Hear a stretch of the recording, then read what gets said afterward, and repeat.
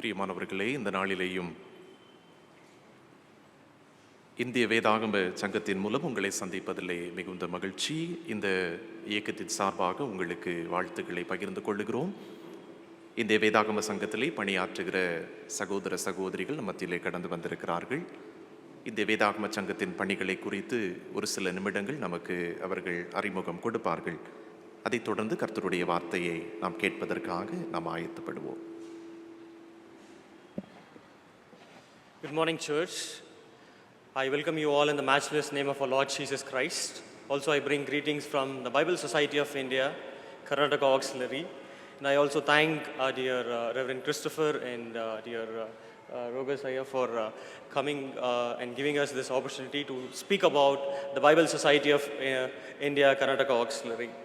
ஒவ்வொரு வாரமும் கர்நாடகா ஆக்ஸிலரியிலிருந்து அநேக ஊழியங்கள் நாங்கள் செய்து வருகிறோம்.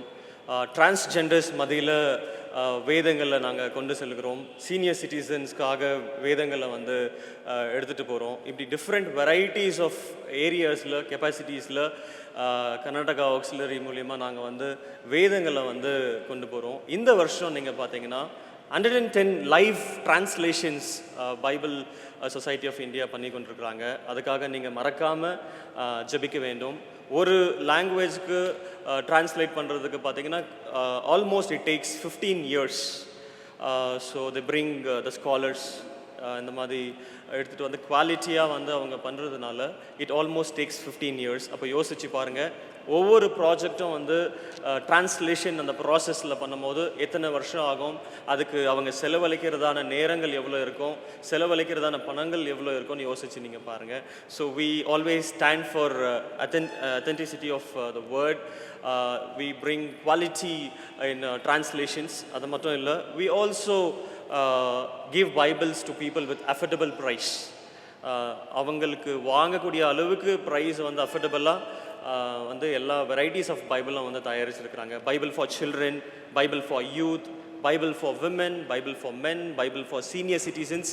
இப்படி எல்லா ஏஜ் குரூப்புக்கும் என்ன பண்ணியிருக்காங்க Bible Society of India, varieties அவங்களுக்கு பிடிச்ச மாதிரி. ஸோ என்கிட்ட இருக்கிறது நீங்கள் பார்த்தீங்கன்னா they have released this year pocket Bible, NIV pocket Bible. இதில் நீங்கள் பார்த்தீங்கன்னா we have almost 6 colors. இதில் ரெகுலர் சைஸும் நம்மக்கிட்ட இருக்குது. அந்த மாதிரி டிஃப்ரெண்ட் கெப்பாசிட்டிஸில் பைபிள் பிரிண்ட் பண்ணுறாங்க. The major challenges that the Bible Society of India faces is the paper. Bible print பண்ணுறதுக்கு இப்போ என்ன இல்லைன்னா பேப்பர்ஸ் ரொம்ப குறைவாக இருக்குது. ரா மெட்டீரியல்ஸ் வாங்கி அவங்க அந்த பிரிண்டிங் ப்ரெஸ்ஸுக்கு அனுப்பணும். லாட் ஆஃப் நம்ம தேசத்தில் வெளியில் த அதர் கண்ட்ரீஸ் இந்த வாரெல்லாம் நடக்கிற வச்சுன்னு பார்க்கும்போது இதோடைய எஃபெக்ட் எங்கே வருதுன்னா it comes on the paper. A lot of GST is implemented on this. A lot of things implemented on the printing paper. So அந்த ரா மெட்டீரியல் நமக்கு கிடைக்காததுனால we are struggling with a lot of varieties. Say for கன்னடாவில் Bibles order பண்ணும்போது இமீடியட்டாக Bibles நமக்கு கிடைக்காது on time. It takes time to print and come. ஒரு தமிழ் லாங்குவேஜில் நம்ம பண்ணும்போது உடனே நமக்கு இமீடியட்டாக கிடைக்காது. It takes time. ஸோ எதுக்கு இப்படி ஆகுதுன்னா we demand of papers. And இதில் நீங்கள் யூஸ் பண்ணுற பேப்பர் பார்த்தீங்கன்னா ஒரு ஸ்பெஷலான பேப்பர் யூஸ் பண்ணுறாங்க, 28 GSMன்னு சொல்கிறாங்க. அப்போ நீங்கள் பார்த்தீங்கன்னா ஒரு சைடு பிரிண்ட் பண்ணும்போது இன்னொரு சைடு அது என்ன ஆகாது, அது ரிஃப்ளெக்ட் ஆகாது. So it doesn't show the other side. So அதனால் ஒரு ஸ்பெசிஃபிக்காக இதில் ஸ்பெஷலாக இவங்க யூஸ் பண்ணுறதுனால it is so very demand. We request your sacrificial prayers for the Bible Society of India. Every Sunday, every Saturdays, we go out carrying God's word, reaching people. Our motto, our aim and our vision is to reach people with the word. Everyone. And எல்லார்கிட்டையும் போய் ஆண்டருடைய வார்த்தை போய் சேரணுன்ற ஒரே நோக்கத்தில் ஒரு குழுவாக நாங்கள் செயல்பட்டு கொண்டிருக்கிறோம். இதுக்காக நீங்கள் மறக்காமல் ஜெபிக்கணும். அது மட்டும் இல்லை, கர்நாடகாவில் நம்ம ஃபுல் கர்நாடகாவை கவர் பண்ணுற ரீஜனில் north Karnataka, the other parts of Karnataka நாங்கள் போகும்போது இட் இஸ் நாட் ஈஸி. நிறைய இடங்களில் வேதங்களில் டைரெக்டாக நம்ம பைபிள்ஸை கேரி பண்ணிவிட்டு அந்த தெருக்களில் நம்ம நடந்து போக முடியாது. It is very difficult. அந்த மாதிரி difficult சுச்சுவேஷன்லேயும் we go prayerfully we go and supply Bibles to indigenous people, மலைவாசி ஜனங்களுக்கு போயிட்டு அவங்களுக்கு ஆண்டவருடைய வார்த்தையை சொல்லி அவங்களுக்கு ஆடியோ பைபிள்ஸ் அப்படின்னு அவங்களுக்கு கொடுக்குறோம். We educate them how to use this audio Bible. The speciality of this audio Bible is we have placed a solar panel behind the audio Bible. அது மட்டும் இல்லை, கரண்ட்லேயும் அது வந்து அவங்க யூஸ் பண்ணிக்கலாம் சார்ஜ் பண்ணி. ஒருவேளை கரண்ட் ஃபெசிலிட்டிஸ் இல்லை அப்படின்னு சொல்லும் போது அவங்க சன்லைட்டில் வச்சு அதை உபயோகப்படுத்திக்கலாம். அது எப்படி யூஸ் பண்ணுன்ற அந்த நாலேஜ் எல்லாம் வந்து we educate them how to use all this. ஒரு ஆடியோ பைபிளுடைய காஸ்ட் நீங்கள் பார்த்தீங்கன்னா இட் இஸ் ஆல்மோஸ்ட் 2400 rupees. நீங்கள் கொடுக்கறதான தியாகமான காணிக்கைகளை வைத்து what we do, we take the offering from you and we use that offering distributing the Bibles, distributing the audio Bibles, distributing Braille Bibles. இந்த மாதிரி varieties of groups of peopleக்கு நம்ம என்ன பண்ணுறோம்னா allocate பண்ணி அவங்களுக்கு உங்கள் பேரில் உங்கள் சபையின் பேரில் அவங்களுக்கு ஒரு பைபிள் போய் சேருது. Can you all give God a big clap offering for this? Wow, how beautiful it is. It is not only for us, Jesus is for everyone. God's word is for every individual in this earth. So நீங்கள் கொடுக்குறதான அந்த sacrificial அந்த ஆஃபரிங்கை வைத்து நம்ம என்ன பண்ணுறோம், we share all these things with different capacities of people. அது மட்டும் இல்லை, நிறைய பேர் blind people வராங்க பைபிள் சொசைட்டிக்கு வந்து we want to read the word, எங்களுக்கு பைபிள் கொடுங்க அப்படின்னு சொல்கிறாங்க.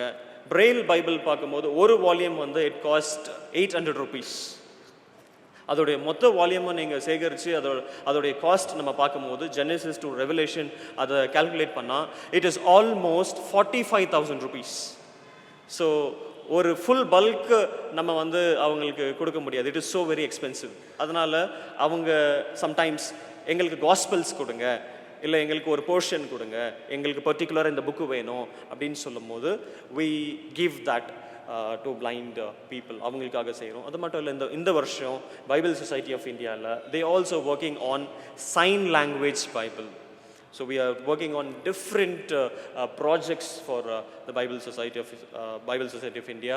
மறக்காமல் நீங்கள் எல்லா காரியத்துக்காக நீங்கள் ஜெபித்து கொள்ளணும். Because we are working for Bible cause. Everyone need to have Bibles in their hands. எத்தனை பேர் நீங்கள் பைபிள் கொண்டு வந்திருக்கிறீங்க? கொஞ்சம் ரைஸ் பண்ணி காமிங்க please. Show your Bibles. How nice it is to see God's word in your hand this morning. Lovely. Okay. So நீங்கள் மறக்காமல் நீங்கள் ஜெபித்துக்கொள்ளணும். அது மட்டும் இல்லை, எத்தனை பேர் Bible Society of India building பார்த்துருக்குறீங்க எம்ஜி ரோடில்? that's nice. நீங்கள் பார்க்கலன்னா நீங்கள் please come and visit our place. It is almost 111 years old building. We are renovating the building this year. அந்த renovation workuக்காக நீங்கள் மறக்காமல் ஜெபித்துக்கொள்ளுங்க. If you want to support for this building project, please come and visit us with your sacrificial offerings, which will be definitely be benefited for our needs. And this morning I want to thank dear Reverends for giving us this wonderful opportunity to speak about the Bible Society of India. Thank you, Church. God bless.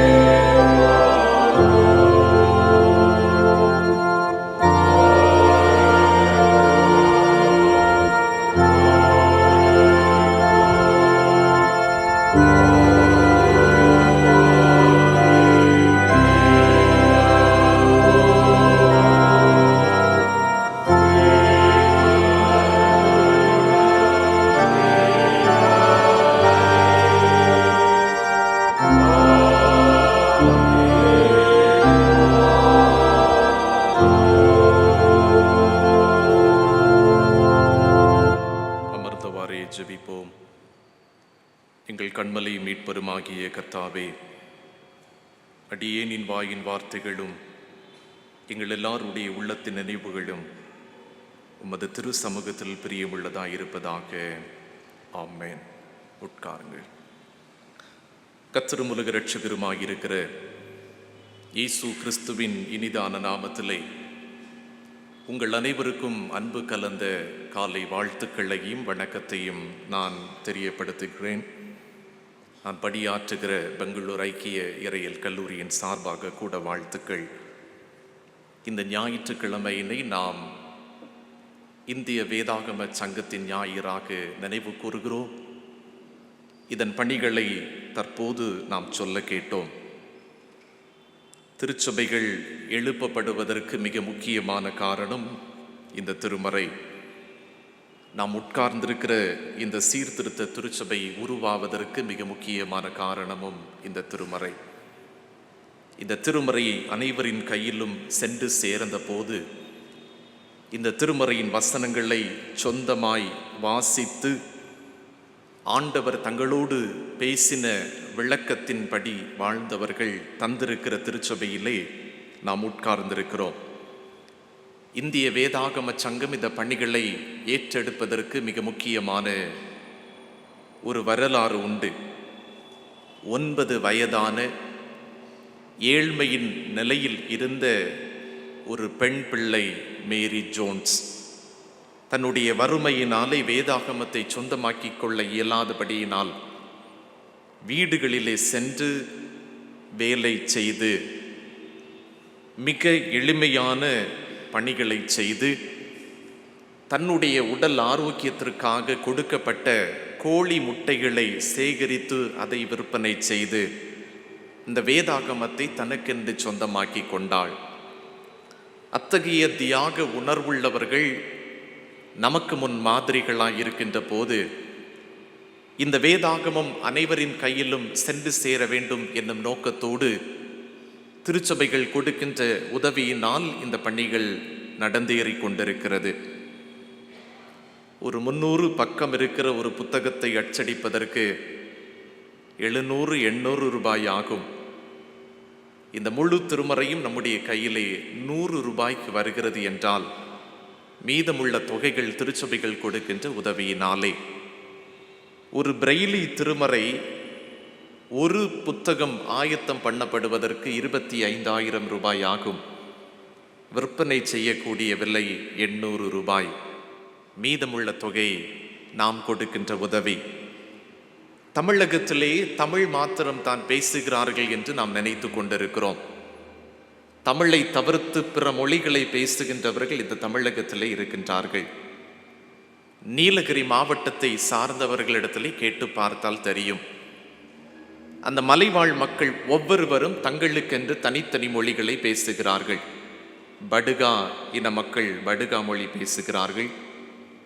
குறும்பா இன மக்கள் குறும்பா மொழி பேசுகிறார்கள். தோடா இன மக்கள் தோடா மொழி பேசுகிறார்கள். இந்த தமிழகத்திலே இவர்களின் கையிலே இன்னமும் முழு வேதாகமம் அவர்கள் பேசும் மொழியில் சென்று சேரவில்லை. அந்த பணிகளும் இந்த நாட்களிலே நடந்தேறி கொண்டிருக்கிறது. கிறிஸ்துவை குறித்த சுவிசேஷம் அறியாத வட இந்திய பகுதிகளிலேயும் இந்திய வேதாகம சங்கம் தியாகத்தோடு திருமறைகளை மொழிபெயர்த்து வழங்குகிறது. இந்த பணிகளுக்கு உதவி தேவை. இயன்ற உதவிகளை கொடுத்து இந்த பணிகளை தாங்குங்கள். இந்த பணிகளுக்காய் ஜெபியுங்கள். 2 நாட்களுக்கு முன்பு நம்முடைய பெண்கள் அனைவரும் இணைந்து பல நிகழ்வுகளிலே பங்கேற்றீர்கள். உலக பெண்கள் தினமாக நம்முடைய பேராயமும் நினைவு கூர்ந்தது. நம்முடைய திருச்சபையில் இருக்கின்ற அனைத்து பெண்களுக்கும், தாய்மார்கள் மற்றும் இளம் பெண்கள் அனைவருக்கும் இந்த நல்ல தினத்தினுடைய நல்வாழ்த்துக்களை பகிர்ந்து கொள்ளுகிறேன். உழைப்பிலே முன்னேறி உங்கள் தியாகத்திலே இல்லத்தை கட்டுகின்ற உங்கள் பணிகளினால் இன்னமும் கடவுள் மகிமை அடைவாராக. ஆமென். இந்த நாளிலேயும் லெந்து நாட்களின் மிக முக்கியமான நிறைவு பகுதியிலே நாம் வந்திருக்கிறோம். வருகின்ற ஞாயிற்றுக்கிழமையினை நாம் பேஷன் சண்டேயாக நினைவு கூறுகிறோம். சிலுவையை குறித்த தியானத்தை ஏற்றெடுப்பதற்கு முன்பு தியாகத்தை குறித்த கடைசி ஆராதனை இந்த ஆராதனை. ஆராதனை குறித்த தலையங்கம் நமக்கு கொடுக்கப்பட்டிருக்கிறது. True worship liberates. உண்மையான வழிபாடு விடுதலையாக்கும். இந்த தலைப்பிலே நாம் இன்று படிக்க கேட்ட திருமறை பகுதியை மையமாய் கொண்டு ஒரு சில காரியங்களை நாம் தியானிக்கலாம் என்று நான் விரும்புகிறேன். நற்செய்தி பகுதியாய் படிக்க கேட்ட லூக்கா எழுதிய நற்செய்தி நூல் 13ஆம் அதிகாரம் 14வது வசனத்தை படிக்கின்ற போது, ஒரு ஓய்வு நாளில் இயேசுவானவர் ஆலயத்திலே போதகம் பண்ணுகின்றார். அவர் பார்வையில் உடல் கூனியாக ஒரு அம்மா தென்படுகிறார்கள். அவரின் நிலையை பார்த்து பரிதபித்த இயேசுவானவர் அவருக்கு சுகம் கொடுத்தார். அந்த நாள் ஓய்வு நாளாயிருந்தது. ஆலயத்தின் நியமத்தின்படி அவர் சுகம் பெற கூடாது. அவர் எழுந்து நடக்க கூடாது. இயேசுவும் எந்த வேலையும் செய்யக்கூடாது. கூனியாய் வந்தவர் கூனியாகவே வீட்டுக்கு செல்ல வேண்டும். ஏனென்றால் அது ஓய்வு நாள். இந்த நியமத்தை கிறிஸ்துவானவர் மாற்றுகிறார். அவளுக்கு கொடுத்த சுகம் அவளின் விடுதலையாக மாறுகிறது. இயேசு பங்கேற்ற ஆராதனை, அந்த ஆராதனையினுடைய தலைவர்கள் இயேசுவின் இச்செயலை எதிர்க்கிறார்கள். ஆனால் இயேசுவோ இல்லை இல்லை, ரட்சிப்பு மக்களுக்குரியது, தடையில்லாமல் அவர்களுக்கு கிடைக்க வேண்டும் என்று அந்த ஆராதனையை ரட்சிப்பின் கருவியாக அவர் மாற்றி அமைத்தார். பழைய ஏற்பாட்டு நியமத்தை படிக்கின்ற போது ஓய்வு நாள் தான், the day for rest. ஓய்வு நாள், the day for rest. ஓய்ந்திருக்கக்கூடிய ஒரு திருநாளாகத்தான் அந்த நாள் நினைவு கூறப்பட்டது. ஆனால் சங்கீதக்காரன் இந்த நாளுக்கு ஒரு புதிய விளக்கத்தை கொடுக்கின்றார். 102ஆம் சங்கீதத்தை நாம் படித்து பார்க்கின்ற போது, இந்த சங்கீதங்களின் முக்கியத்துவத்தின் ஆழங்களை நாம் ஆராய்ந்து கொள்ளுகின்ற போது, 92ஆம் சங்கீதத்தை படிக்கின்ற போது அந்த சங்கீதத்தின் முதல் விளக்கமே இப்படித்தான் கொடுக்கப்படுகிறது. ஓய்வு நாளின் பாட்டாகிய சங்கீதம், the psalm to be read on Sabbath. ஓய்வு நாள் என்பது ஓய்ந்திருக்கின்ற நாள் மாத்திரமல்ல, பாடல்களினோடு நினைவு கூறுகின்ற ஒரு நாள் என்றும் இந்த 92ஆம் சங்கீதம் நமக்கு நினைவுபடுத்துகின்றது. இயேசுவானவர் பாடல்கள், கடவுளை துதிக்கின்ற தொனிகள், அதோடு கூட ரட்சிப்பு அல்லது விடுதலை என்பதையும் ஒரு முக்கிய கூறாக நமக்கு முன் பதிவு செய்திருக்கிறார்.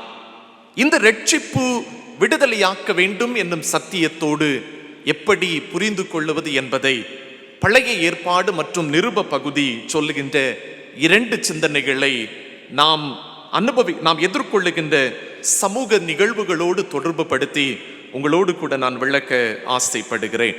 முதலாவதாக, ஆராதனை விடுதலையின் ஊடகம். Worship, the medium of liberation. A worship for liberation.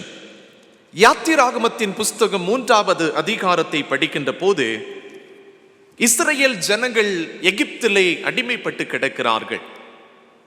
ஆண்டவரால் தெரிந்து கொள்ளப்பட்டவர்கள் என்று பெயர் பெற்றவர்கள், ஆபிரகாம், ஈசாக்கு, யாக்கோபு என்பவர்களின் முதல் தோன்றல்களின் வழித்தோன்றல்கள், the first generation of the first born of Abraham, Isaac and Jacob. எபிரேயர்கள் என்று அழைக்கப்பட்டவர்கள் யோசேப்பின் நாட்களில் வயிற்று பிழைப்புக்காக எகிப்திலே போனார்கள். காலத்தின் கட்டாயத்தினாலே அவர்கள் அவ்விடத்திலே அடிமைகளாய் மாறிவிட்டார்கள். அவர்களை அழைத்து வருவதற்கு யார் செல்லுவது? யாரும் இல்லை. ஆண்டவர் தெரிந்து கொண்டதோ மோசேயை. அந்த மோசேயினிடத்திலே கடவுள் தன் அழைப்பை இப்படி விளக்குகிறார். யாத்திராகமம் 3வது அதிகாரம் 12வது வசனம்.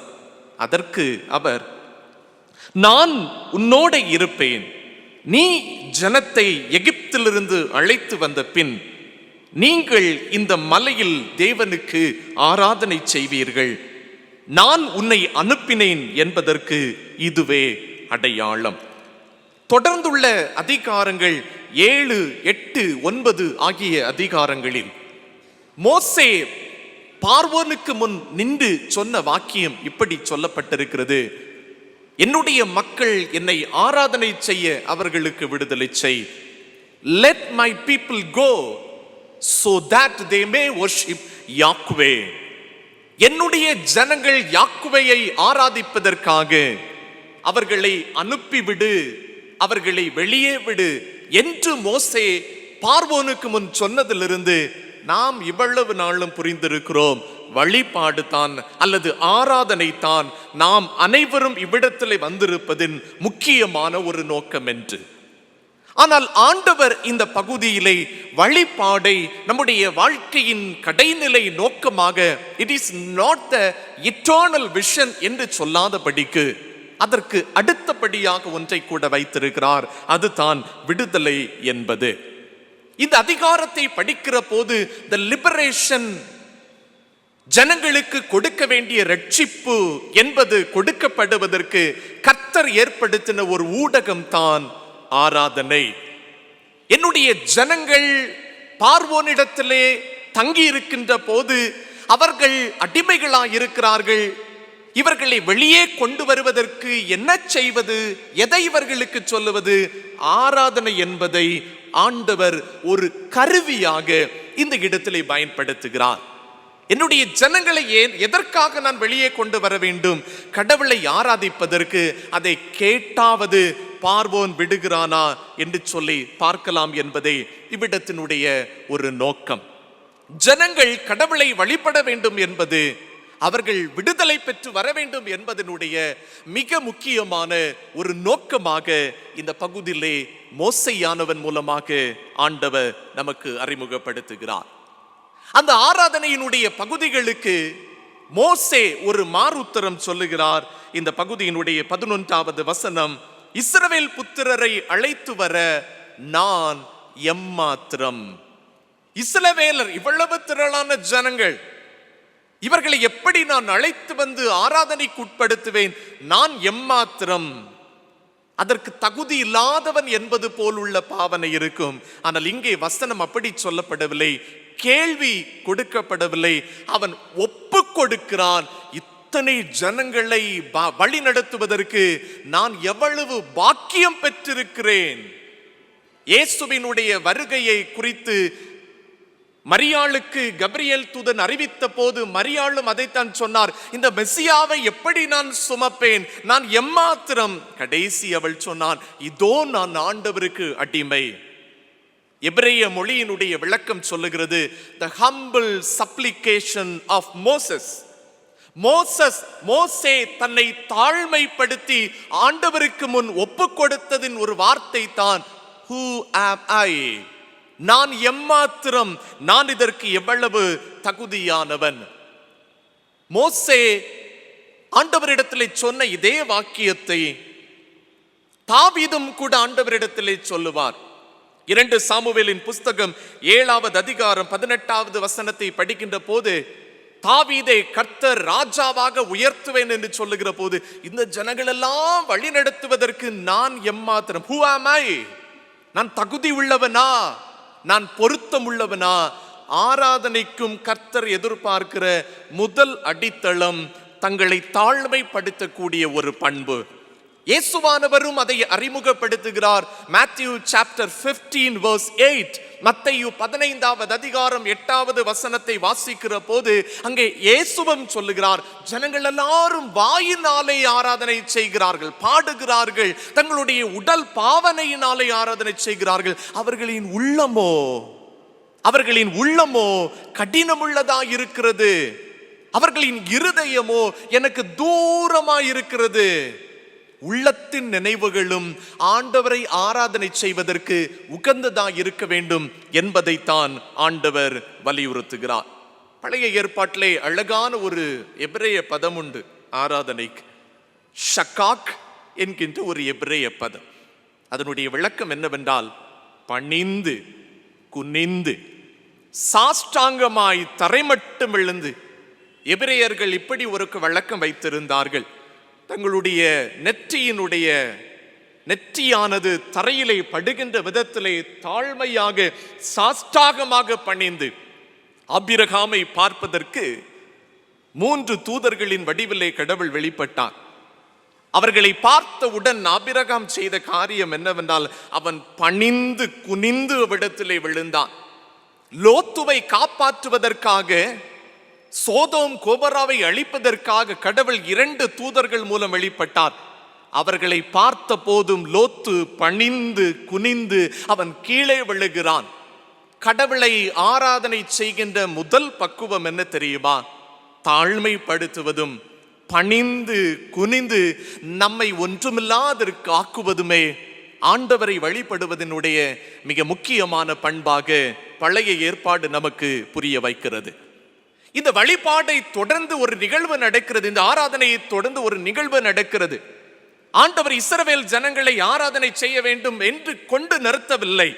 அவர் சில அடையாளங்களை காண்பிக்கிறார். அதைத்தான் இந்த யாத்திராகமம் 3வது அதிகாரம் 12வது வசனத்திலே, நீங்கள் இந்த மலையிலே வந்து, அந்த மலை எது என்று சொன்னால், ஆண்டவர் தன்னுடைய வார்த்தையை ஜனங்களுக்கு வெளிப்படுத்தி கொடுத்த மவுண்ட் ஜியோன் என்று சொல்லி பிற்காலத்திலே அவர்கள் அழைக்கப்பட்டிருக்கிற அந்த மலையினுடைய அனுபவம்.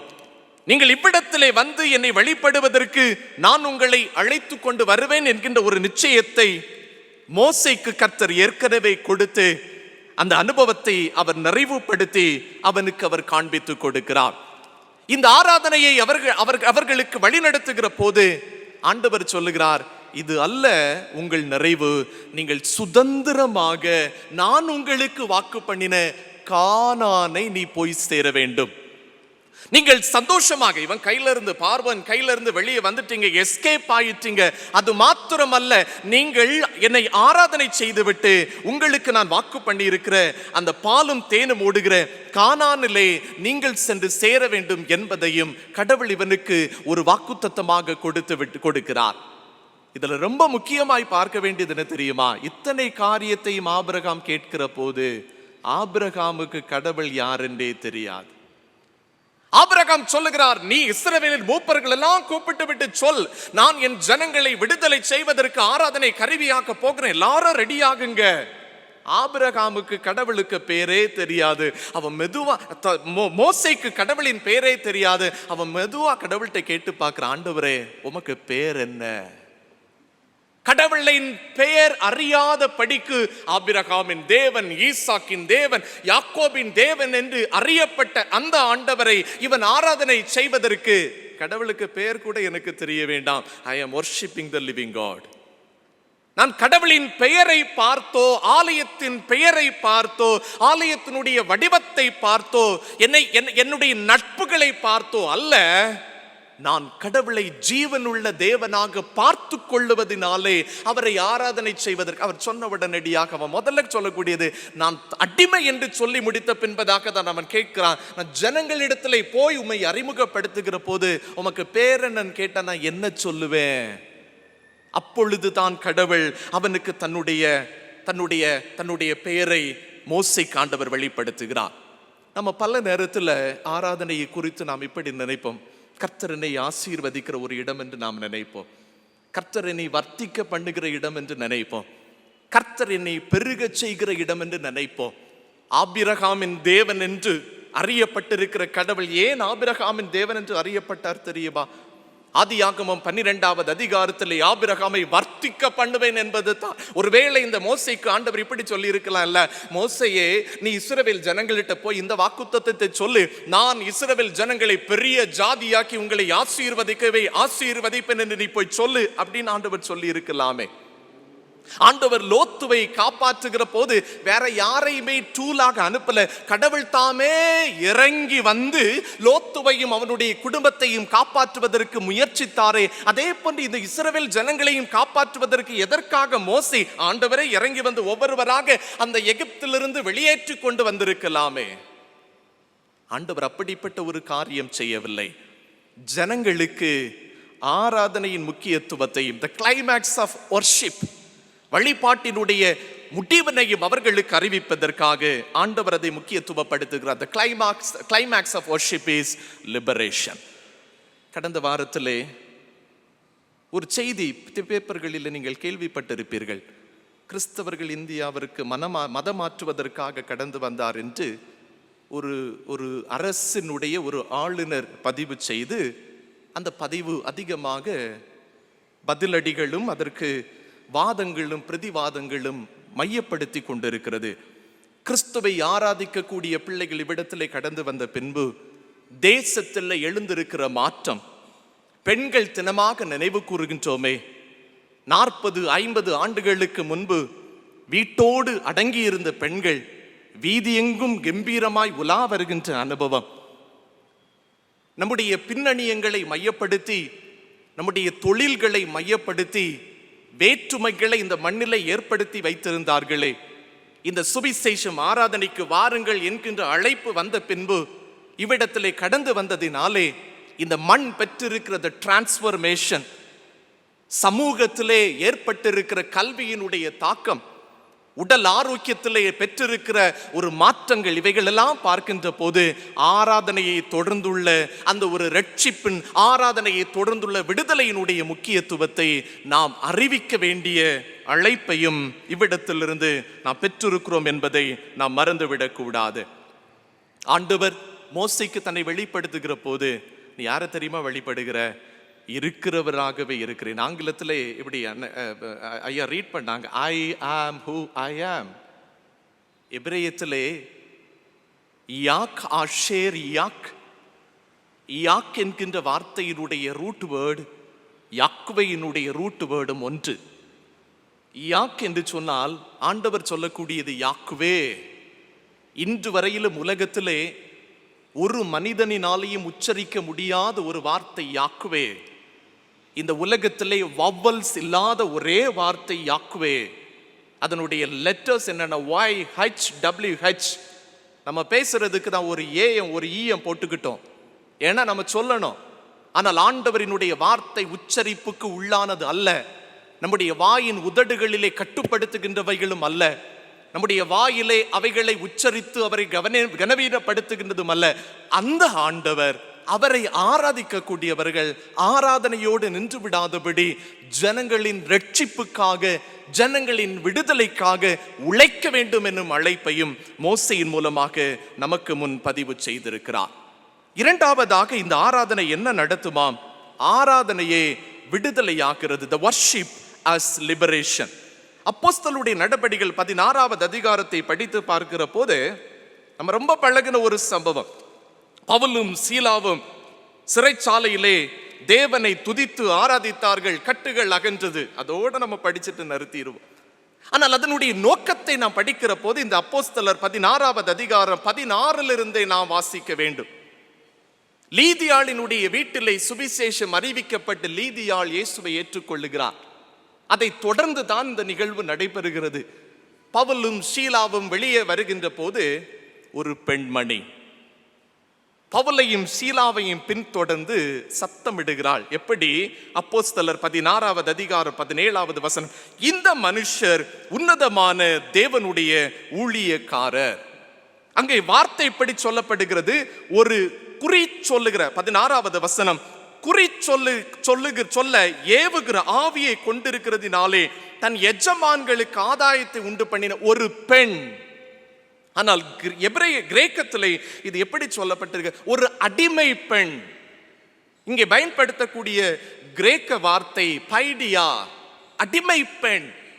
லூக்கா எழுதின சுவிசேஷம் 22வது அதிகாரம் 56, 57 ஆகிய வசனங்களிலே பேதுருவானவன் இயேசுவை கைது செய்து கொண்டு போகிற போது அவன் தன்னை காப்பாற்றிக் கொள்வதற்கு ஓடி ஓடி ஒளிகிற போது இவன் அவருக்கு கூட இருந்தவர் தானே என்று அடையாளப்படுத்தின அடிமை பெண்ணுக்கும் அந்த வார்த்தை தான் பயன்படுத்தப்பட்டிருக்கிறது.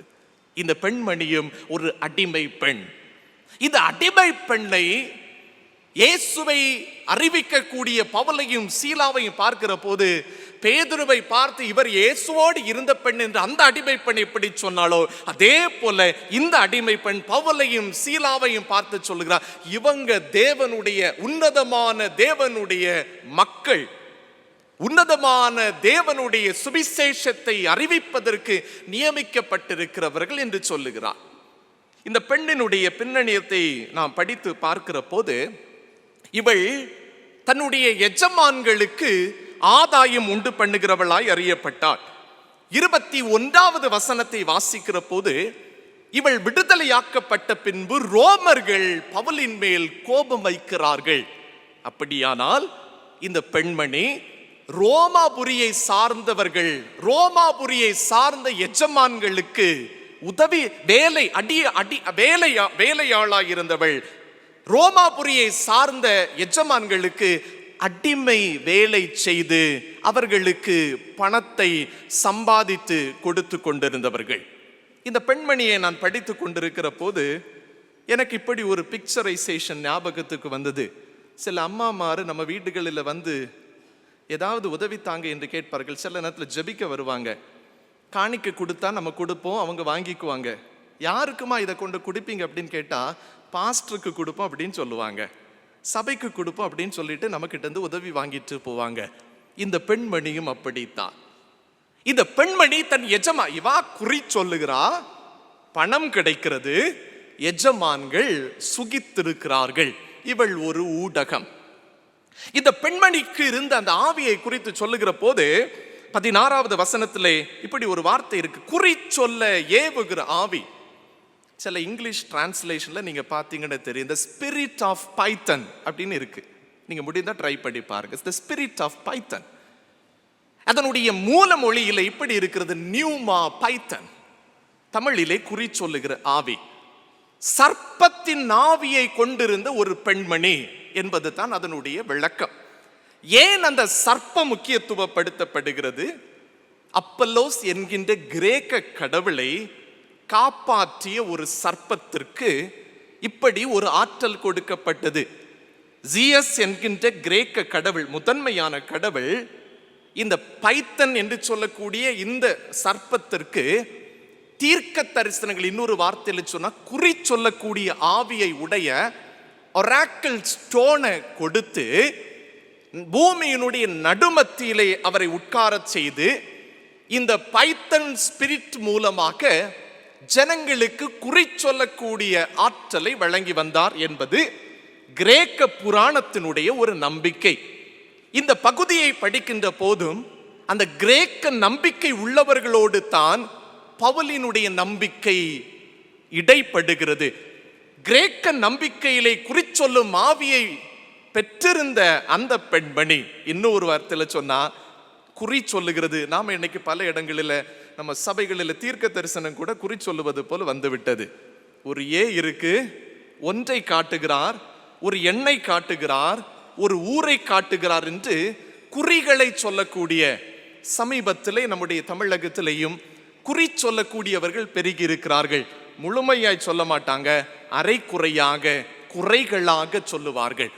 இந்த பெண்மணிக்கு அந்த ஆவி இருந்த போது பவுலும் சீலாவும் திரும்பி பார்த்து சொல்லுங்க, அப்பாலே போ, இந்த ஆவியே இவளை விட்டு வெளியே போ. அவளை இப்பொழுது பவுலும் சீலாவும் விடுதலையாக்குகிறார்கள். பவுலும் சீலாவும் இந்த பெண்மணியை விடுதலையாக்குகிறார்கள். இவளை விடுதலையாக்கினதினாலே பவுலை கொண்டு சிறைச்சாலையிலே போடுகிறார்கள். இந்த பெண்மணி விடுதலை பெற்றதினாலே பவுலும் சீலாவும் இப்பொழுது சிறைச்சாலையிலே போடப்படுகிறார்கள். 25வது வசனத்தை படிக்கிற போது, 24வது வசனத்தை படிக்கிற போது அவர்கள் இப்படிப்பட்ட கட்டளையை பெற்று அவர்களை உட்காவல் அறையிலே, இவங்களை எப்படி தெரியுமா அடிச்சாங்க? அது கிரேக்க விளக்கம் இப்படி சொல்லுகிறது, மரணத்திற்கு ஏதுவான அடி அடித்து இவர்களை உட்காவல் அறையிலே வைத்திருக்கிறார்கள். சாகிறதுக்கு ஏதுவாக அடி கொடுத்து இவர்களை கால்களை தொழுவத்திலே மாட்டி, தொழுவம்னா கால ஒசரமான ஒரு கம்புல மாட்டி அவர்களை கட்டி வைத்திருக்க. அப்பொழுது இவர்கள் பாடுகிறார்கள் தேவனை துதித்து கொண்டு. அவ்வளவு துன்பமான இடத்திலையும் இவர்கள் அவங்க ஏன் கட்டப்பட்டிருந்தாங்க தெரியுமா? ஒரு பெண்மணி விடுதலை பெற்றதை பொறுக்க முடியாத ஒரு தலைவர்களினாலே, ஒரு பெண்மணி விடுதலை பெற்றதை பொறுக்க முடியாத ஒரு தலைவர்களினாலே பவுலும் சீலாவும் கட்டப்பட்டிருக்கிற. they shouted.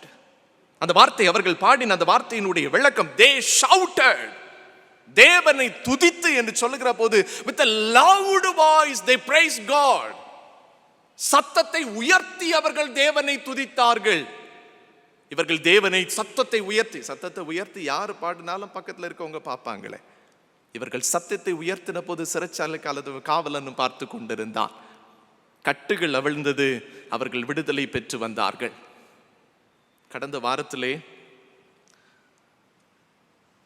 ஒரிசா பகுதிகளிலே